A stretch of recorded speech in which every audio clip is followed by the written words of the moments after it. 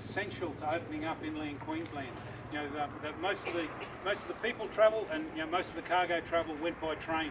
And the importance of the railway to inland Queensland is typified by building the old railway station over there, which was the first masonry railway station built inland in Queensland. So it showed the importance of this railway track. Now, there's a gentleman on the last tour who's a railway engineer. I think he's there, and he's not with us now. I think he said this station here connected to 440 other stations to Brisbane and out west in its heyday. So that shows you the number of people that absolutely relied on this as a form of cargo travel.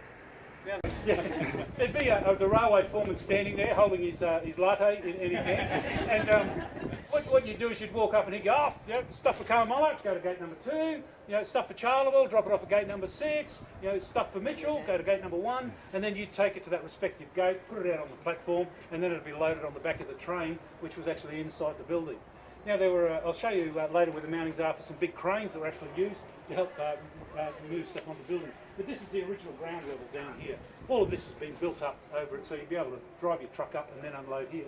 The first time I visited this building, I walked in, took 2 steps in through that door, and there was a little office in there, and the entire window frame fell out and hit the floor in front of me, and just.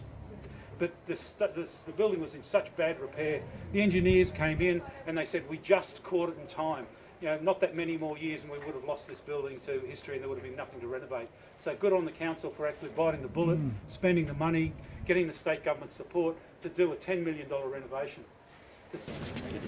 And light was essential in a building like this, particularly natural light, because artificial light in those days meant a flame, and it just wasn't smart to have as many naked flames in a building like this. Timber structure, flammable materials everywhere. You'll notice a sign on the end wall from the 1920s that will tell you that there's a £2 fine if you smoke, called smoking inside the building. So they wanted to bring in as much natural light as they could. Thus the big doors and the big fan light over the arch, over the building there. Now that fan light was originally down the other end of the building, but when they built that extension, that Sherford extension just after World War I, the fan light was going to be obliterated, so they picked it up and they moved it down to this end of the building. Far more effective on the northern end of the building than letting in light. And they wanted to get as much natural light in as they could to eliminate the need for anything else. As you look around, you'll see new beams everywhere. Now, we couldn't source enough Oregon in Australia of that size to actually do that work. So some had to be brought in from North America.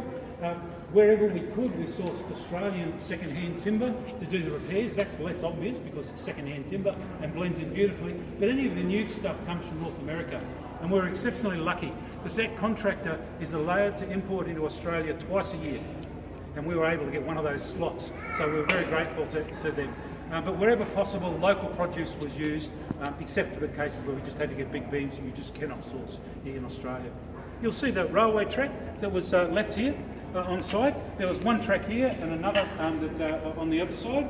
Now, this infill here is meant that, so that we can remove it and pop it out, because my dream is that one day actually have a train come in here and use it for an event or a feature of some description. We're not connected to the main railway, so we'll probably build it in the back car park there and then wheel it into the building. But they can all be popped out so that the train line is still usable. So anybody who's got a spare train wants to put it in here, keen to chat.